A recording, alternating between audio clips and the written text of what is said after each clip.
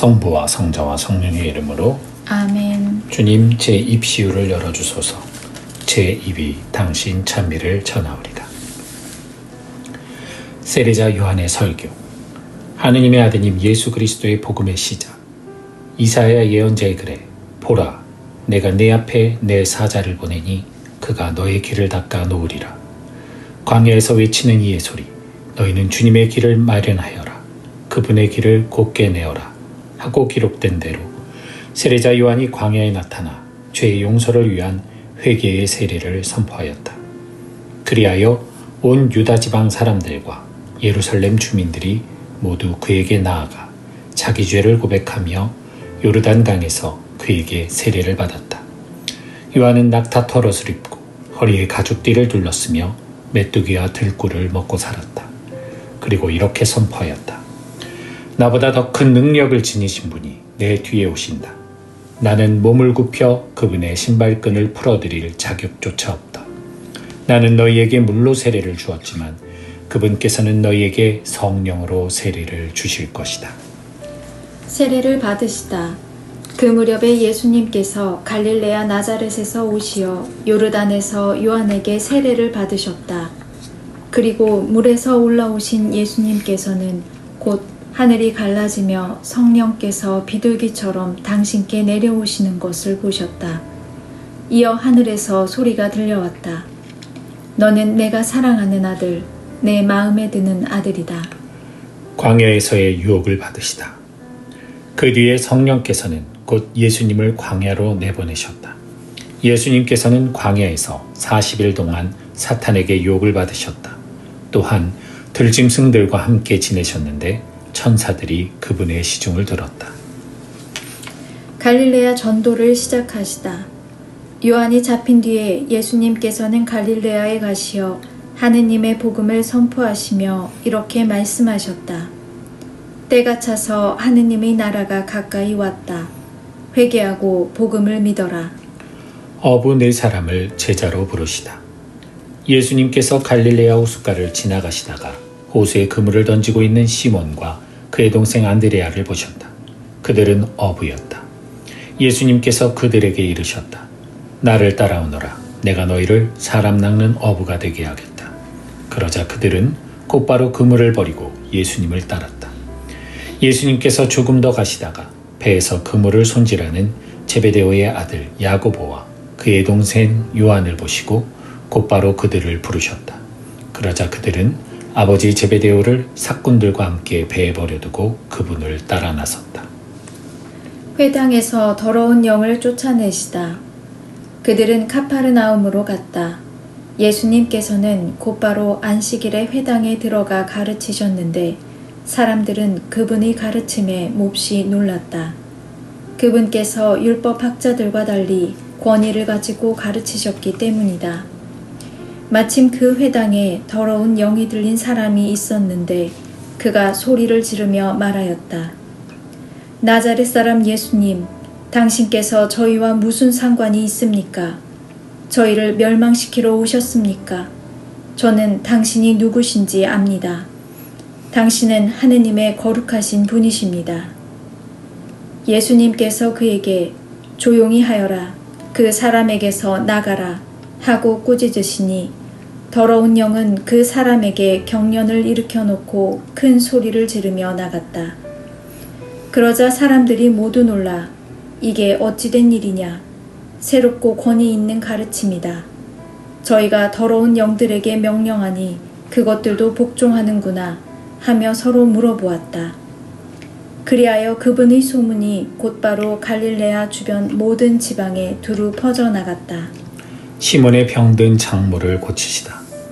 그들은 회당에서 나와 야고보와 요한과 함께 곧바로 시몬과 안드레아의 집으로 갔다.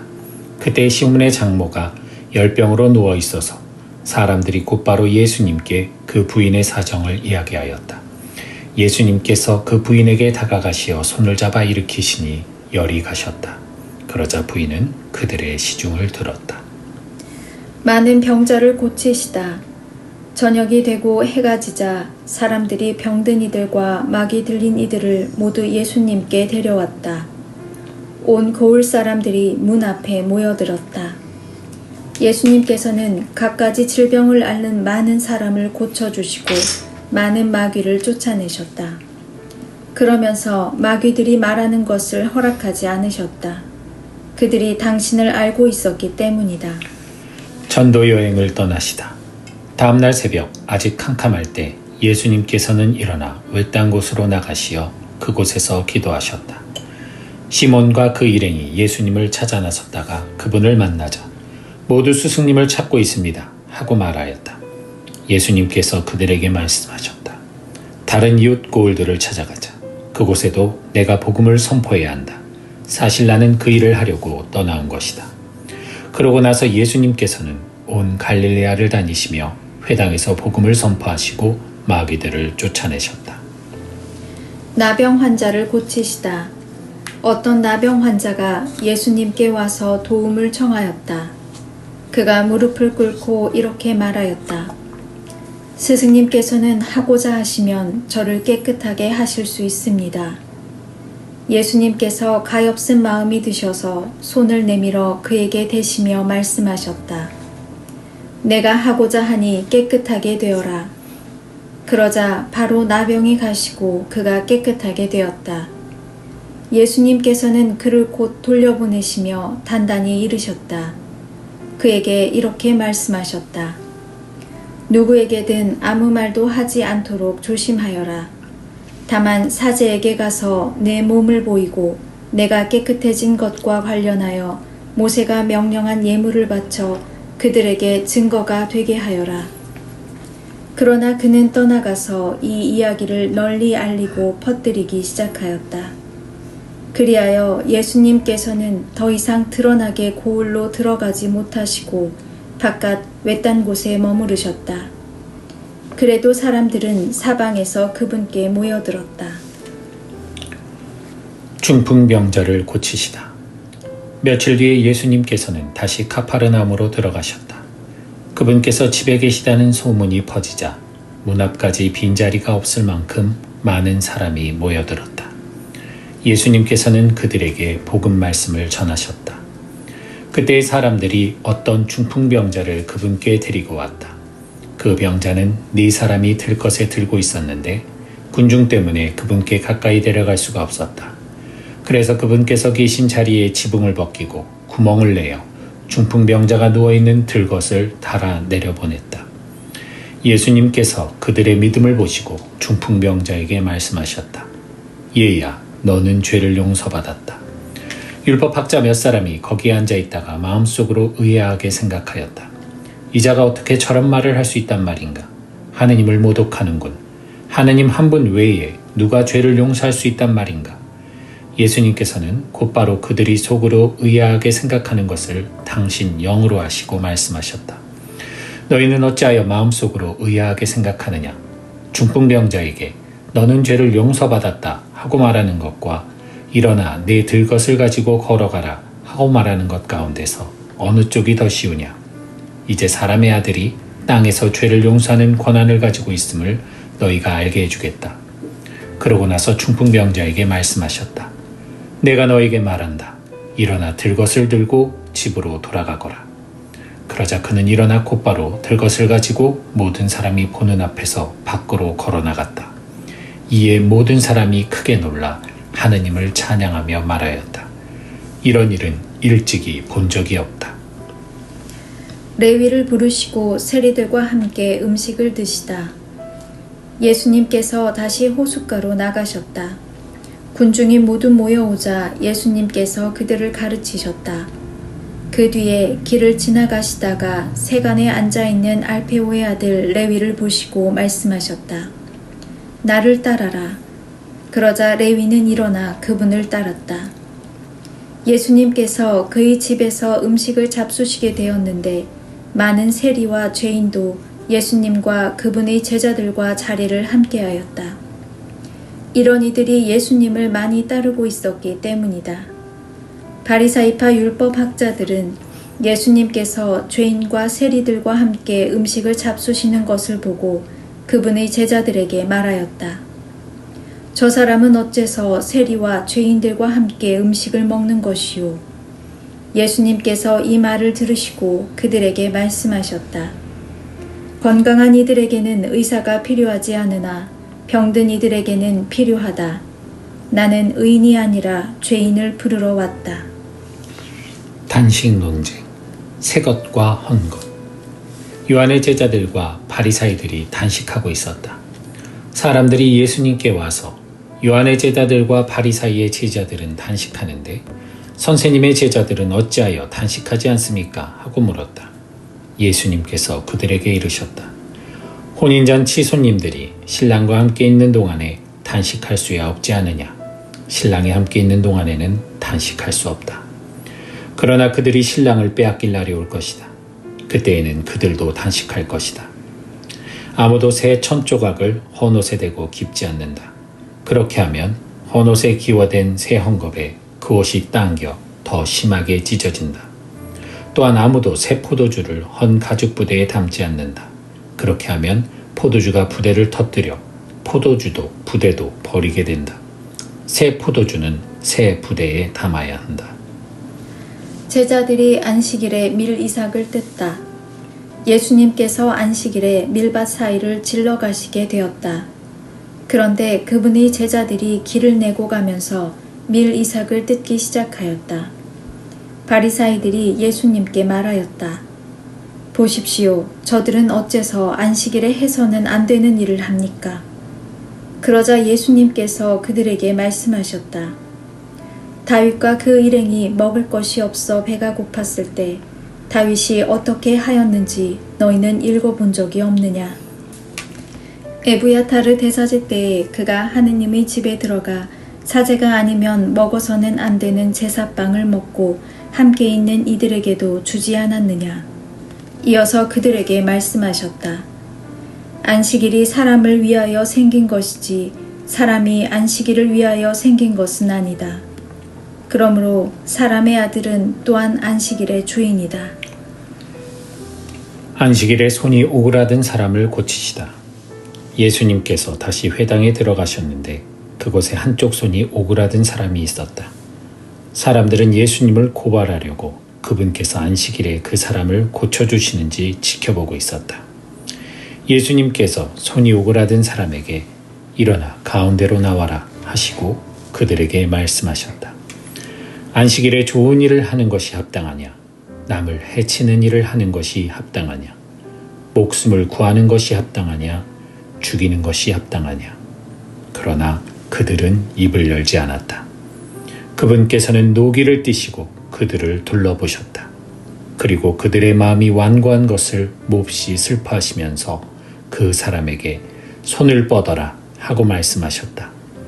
그가 손을 뻗자 그 손이 다시 성하여졌다. 바리사이들은 나가서 곧바로 헤로데 당원들과 더불어 예수님을 어떻게 없앨까 모의를 하였다.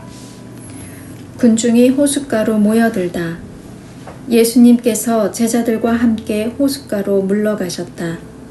그러자 갈릴레아에서 큰 무리가 따라왔다.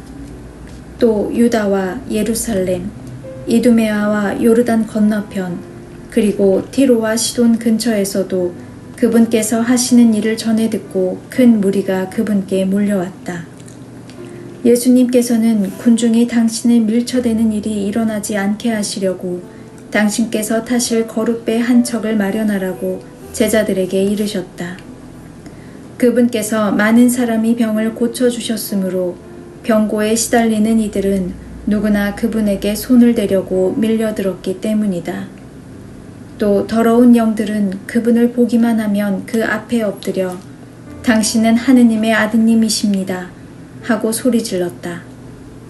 그러나 예수님께서는 그들에게 당신을 사람들에게 알리지 말라고 엄하게 이르곤 하셨다. 12사도를 뽑으시다. 예수님께서 산에 올라가신 다음 당신께서 원하시는 이들을 가까이 부르시니 그들이 그분께 나왔다. 그분께서는 12를 세우시고 그들을 사도라 이름하셨다. 그들을 당신과 함께 지내게 하시고 그들을 파견하시어 복음을 선포하게 하시며 마귀들을 쫓아내는 권한을 가지게 하시려는 것이었다. 이렇게 예수님께서 12를 세우셨는데 그들은 베드로라는 이름을 붙여주신 시몬, 천둥의 아들들이라는 뜻으로 보아네르게스라는 이름을 붙여주신 제베데오의 아들 야고보와 그의 동생 요한, 그리고 안드레아, 필립보, 바르톨로메오, 마테오, 토마스, 알페오의 아들 야고보, 타데오, 열혈당원 시몬, 또 예수님을 팔아넘긴 유다 이스카리옷이다. 예수님과 베엘제불. 예수님께서 집으로 가셨다. 그러자 군중이 다시 모여들어 예수님의 일행은 음식을 들 수조차 없었다. 그런데 예수님의 친척들이 소문을 듣고 그분을 붙잡으러 나섰다. 그들은 예수님께서 미쳤다고 생각하였던 것이다. 한편 예루살렘에서 내려온 율법학자들이 그는 베엘제불이 들렸다고도 하고 그는 마귀 우두머리의 힘을 빌려 마귀들을 쫓아낸다고도 하였다. 그래서 예수님께서는 그들을 부르셔서 비유를 들어 말씀하셨다. 어떻게 사탄이 사탄을 쫓아낼 수 있느냐?